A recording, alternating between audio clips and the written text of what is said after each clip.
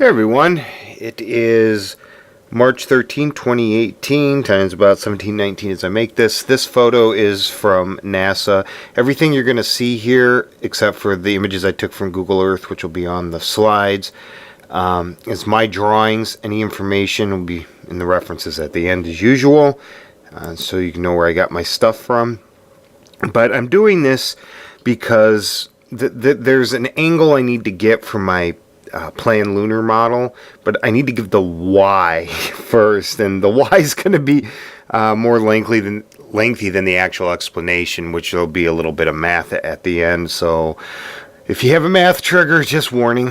Anyway, basically this is the orbit of the Earth. It's an ellipse. It's not very elliptical. Here's some basic information on it. The Sun and the Earth are not to scale here, but the Earth's position in its orbit is to scale. I'm not going to get into aphelion, perihelion. I've covered what these mean in other videos, except aphelion's the same thing as apogee. Perihelion's the same thing as perigee, except it's referring to the Earth around the Sun. That's the only real difference. So the eccentricity of Earth's orbit is about 0.0167. That is a unitless number. I've gone over that before. The barycenter of the Earth-Sun system is only about 449 kilometers from the Sun's center, and I'm using Sol as for the Sun. It doesn't even show up on here. You can see two, if you look closely in the Sun, you can see two red dots. Those are the focal points. There's a legend in the lower left-hand corner, and as you can see here, I also put the direction of the Earth moves in its orbit. And this is if you're looking down from the North Celestial Pole, or not the North Celestial Pole, my bad. This is if you're looking down at the ecliptic North Pole onto Earth's orbit. The North Celestial Pole is the same thing as Earth's actual North Pole. So you'll see that from time to time, and I put some other statistics in here for you. The arrow is the direction of the Earth's tilt at 23.5 degrees. That means that's the way the tilt is facing. There's not, at this scale, there's no point in actually putting a dot where it is. So that just shows you that the reason why I did that is show you that the Earth's actual tilt remains pointing the same way in space. It does not change with the Earth's orbit. And that's the North Celestial Pole, which actually points kind of away from the galactic center. So here's some Google Earth images. These are not perfect. I did this I manipulated Earth by hand because I could not find any photos trying to illustrate what I'm showing here. But this would be as if you zoomed in at the Earth from the ecliptic North Pole. And the ecliptic North Pole is just any line perpendicular to the ecliptic, essentially. So you know, your ecliptic has X and Y coordinates. Your elliptic North Pole would be your Z. And you can put it anywhere along that plane as long as it's perpendicular. So we have our ecliptic North Pole right here and our North Celestial Pole. And as you can see, during the spring equinox, it points perpendicular to the North Pole. It also does this during the fall equinox. The equinox is the North Celestial Pole is perpendicular to the direction of the Sun. All right. So here's how Earth's tilt is related to the ecliptic and during the summer solstice. And if you notice here, the North Celestial Pole will rotate clockwise, which I'll get into in a minute. Here's fall, which I talked about already.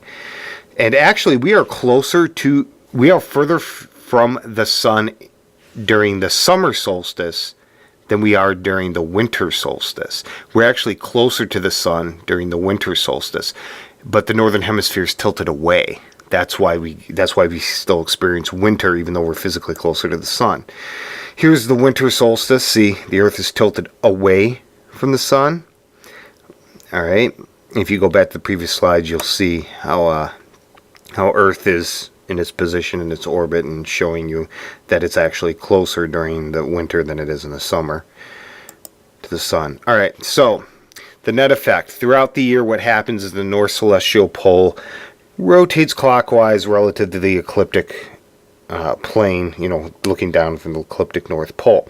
So the North Celestial Pole moves clockwise relative to the elliptic North Pole throughout the year, which is kind of what I just said. I should have just read that.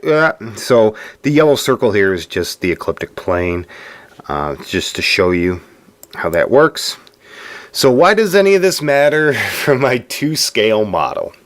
Well, not only does my Earth need to be tilted 23.5 degrees to the ecliptic, I also need to position the North Celestial Pole in accordance with its relative position on March 30th, 31st, 2018, you know, where it'll physically be in its orbit around the Sun. I will need to rotate my model's North Pole to its proper position, which means it will need to be rotated 10 degrees clockwise relative to the ecliptic North Pole, as well as tilted 23.5 degrees to the ecliptic. So how did I calculate this? This white disk is basically, it could be either the Earth or the ecliptic plane. It doesn't really matter. Actually, it should be the Earth now that I look at it. So anyway, how did I calculate any of this? Well, we simply take the degrees in a circle and divide by the days in a year. 360 divided by 365.25 days. That's about the amount of time it takes the Earth to orbit the Sun once, which is equal to 0.9856 degrees per day. That means the tilt looking down from the ecliptic pole, you'll see the celestial pole migrate at 0.9856 degrees per day clockwise. Now we subtract the number of days between the spring equinox and the date of the March 30th to 31st, 2018. We will use 30.5 as our March date. Now I could have just used 30 or 31, but I picked halfway in between and used 30.5 because of the date. So we get 30.5 days minus 20 days equals 10.5 days. All right. Now we just take the difference and multiply by our degrees per day. So 10.5 days times 0.9856 degrees per day. When you multiply that out, your days cancel out, so you're just left with the degrees. So those days units cancel, and you get 10.3488 degrees, but that's way too accurate for my physical model. There's no way I'm going to be able to do it at that level. So about 10 degrees. As we demonstrated earlier, we know we need to rotate our model in the clockwise direction. Now, when I run this model, I am expecting to have a margin of error net in any direction or in all directions of about plus or minus 5 degrees. There are just some physical limitations to my model, all right? So anyway, that's it. If you have any questions or need clarification, leave a comment below. Like and subscribe, and I hope everyone has a good day.